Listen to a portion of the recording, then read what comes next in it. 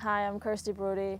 I'm a former ProDream USA client, currently studying at the College of Charleston. Okay, Kirsty, so if you could just start by telling us how you first got involved in golf and started playing the sport. So I started when I was about 4 or 5 years old. Originally, my brother played, so I kind of tagged along with him to Karen Dallas's coaching at Kirmure, and ever since then I just enjoyed it and loved it from there. And what was it that you loved so much about playing golf? I think once I got older, it was the competitive side, and golf as a whole, it teaches you about etiquette and everything around golf is just, it helps you in life as well. It's just the competitive side of it. And you talked there a little bit about getting involved through your brother and it kind of being a family element of getting involved. What is so special to your family in terms of golf and why does your family love golf? So my granddad plays golf and then my dad plays golf, so that it just went down the family to my brother, and then they were quite surprised that I enjoyed it as well, so from there we just play as a family and we all enjoy it together. Okay, and how important is it that people can enjoy golf as a family and be able to do it together? I think that's a massive part of golf. If your family does enjoy it, then everyone understands golf, because I think it's a specific skill to have. And I think for girls as well, if they have their parents to play with or a brother, then they'll be able to learn to enjoy it more as well. And growing up in Scotland playing golf, who were your golfing idols as a youngster that you aspired to be like or looked up to? So one of my main one was Carly Booth, purely because she was younger and she's from Perth and Kinross, where I'm from. So I've always looked up to her and wanted to be as good as her. And then other women like Paula Creamer, they've always been like one of my many idols of golf. So yeah. So you talk a little bit about your idols there. You're obviously from Perth and Kinross. The Solheim Cup's coming to Scotland this year.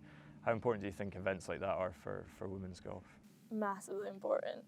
I think having it where the Ryder Cup was as well will bring in so many more people, and younger girls looking up will inspire to be like that, and see how the women do it, because I think it's getting better for women golf, but I think there's still more improvements that can be made, and I think this will definitely step forward to a better golf for women anyway.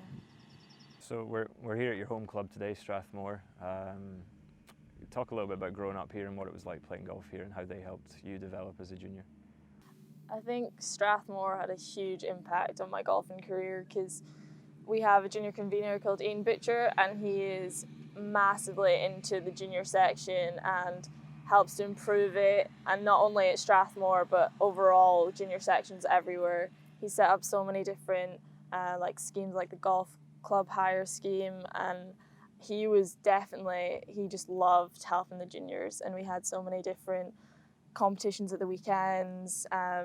It was honestly like a family here with all the juniors, and he definitely helped us move to the next steps, with as in like from club golf to like Scottish events. He'd always push forward to help you improve your golf and take it to the next level. Okay, and then that next level, just tell us a little bit about your junior career and then moving into kind of competing in that competitive level as well. So I started off obviously club, went to county level, and then ended up at Scottish level. I think there is big steps between them all, but it's definitely worth it once you get to Scottish level, because you feel like you see all the other girls and you want to be just as good as them. And yeah.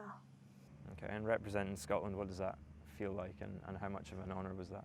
Oh, it was a massive honour. It was a privilege to represent your country at the different competitions at Europeans and things. And it's a good team bonding thing before you go to like somewhere like America, and to experience that was just incredible. And then you go from being in Scotland to then deciding that you're going to America. How did you come to that decision, and what was the reason for making that choice? To begin with, I wasn't sure, honestly. I didn't think it was the right move for me. But then I saw other girls from Scottish golf going over, and they were loving it and said, like, you get so many different opportunities out there. And I think that kind of showed me that it probably was the right move for me to move on to like the next levels from Scottish golf to out in college in America. And making that transition, who was kind of there to support that decision or give you advice?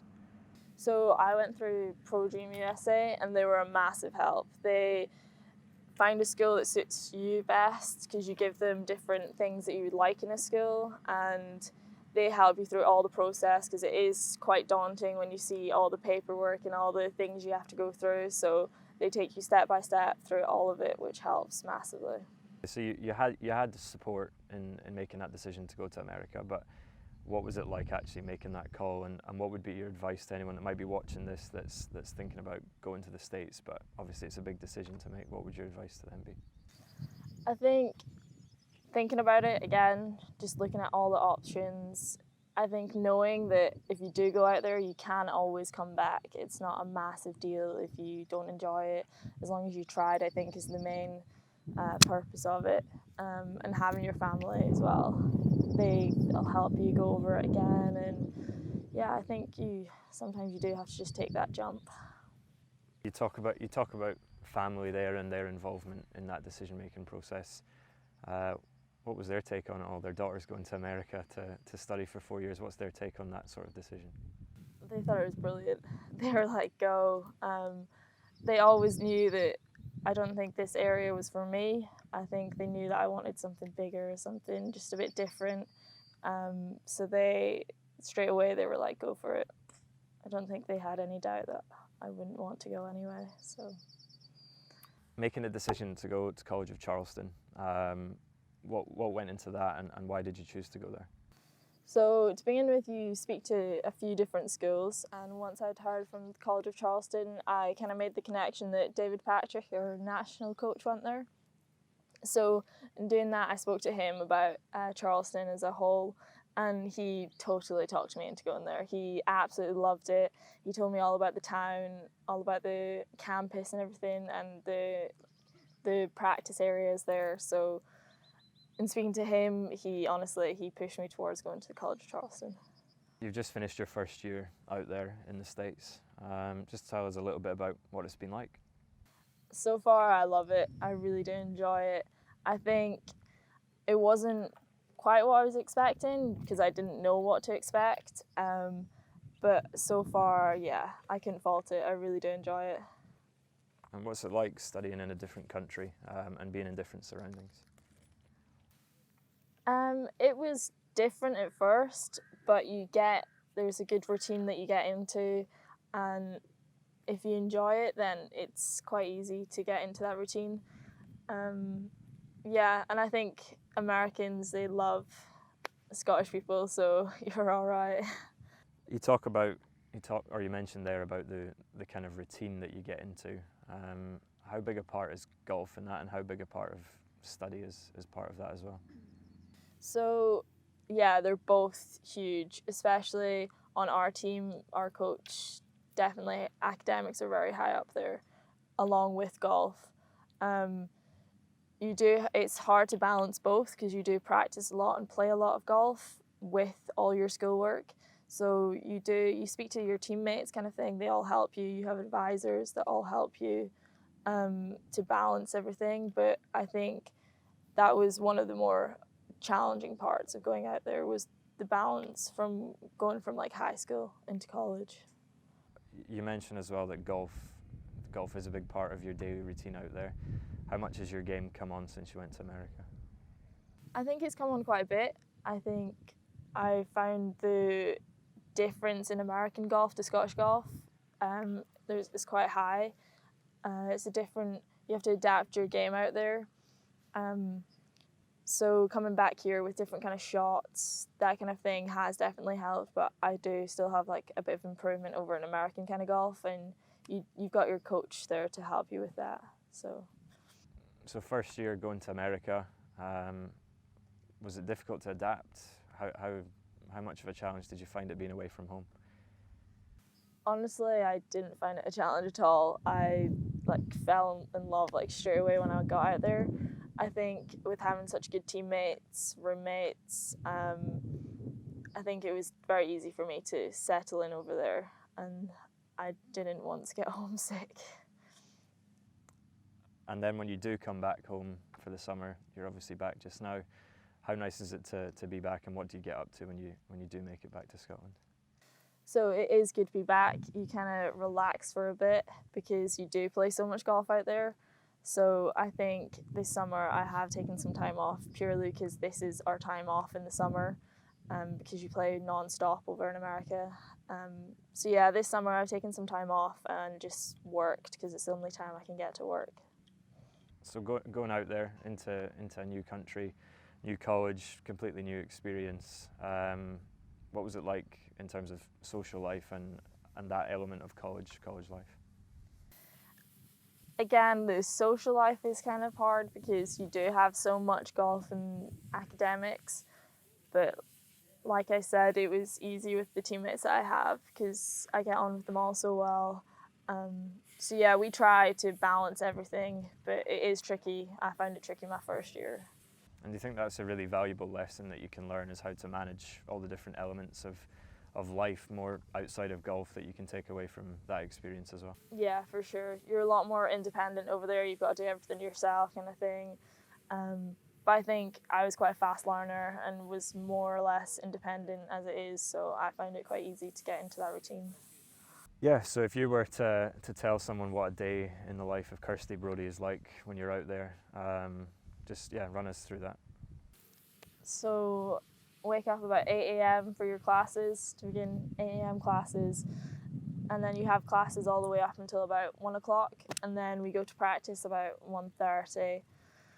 Practice for maybe about 2 hours, 2.5 hours on a normal weekly day, and then you come back, you've got all your schoolwork to do, you have some time to rest, but yeah, and then that's it. And yeah, obviously it's still early days, but if you were to summarise what the experience has been like so far, how would you sum that up? I find it amazing. I think you do have to take that first step and just push yourself to do it if you're not feeling confident about doing it. But I wouldn't change anything. Like, I really do enjoy it that much. And a couple of weeks back in Scotland still before you head back out, what are you most looking forward to about getting back out to the States? I think getting back into the competitive golf, I think it's slightly different over there. It's all girls, and then you know that they're all so good. So yeah, I think that competitive side I do kind of miss when I'm back home. If you could name a couple of highlights from your first year, what would those highlights be, and what sticks out as great memories that you'll take with you for life? I think first meeting your team is a good highlight because you don't know what to expect, and then by the end of it you get on with them and everyone's so supportive, so that's massive. It was a massive highlight for me, was getting on with the team. And I think even just your first competition is always going to be a highlight because you don't know what to expect, and teeing off the first tee and then coming off the 18th after the last round, you feel like you genuinely have achieved something. Longer term, once you finish studying, what's the goal for Kirsty Brodie? Honestly, I have no idea. I'd like to finish college and see how far it takes me with golf. I don't know if professional golf is on the cards for me. I haven't quite decided, but yeah, I'd like to see how college golf goes. If I still enjoy it, then I'd give it a good shot, but I don't know, I still want to enjoy golf no matter what I do, so that's the main part for me. And if there was any young golfer that was watching this video, they're maybe about to make their decision, or they've made their decision but want a bit of reassurance, what would your advice to them be? I think they do have to go for it, because I think you could regret not going for it. I've heard a lot of people regretting not going to America because there's massive opportunities out there, and knowing that you can always come home, it's not the end of the world if you don't enjoy it out there. But I think making that first step is a big deal, but once you do it, you could enjoy it you'll love it. And if someone was to watch this video and they maybe didn't really know how to make that decision or how to get support with that decision, what would your advice to them be with that as well? I think going through ProDream USA was a massive help for me. I think they help you with all aspects of finding the right school for you academically and golf wise, so they can massively help you in making that next step for yourself and what you'll enjoy in America.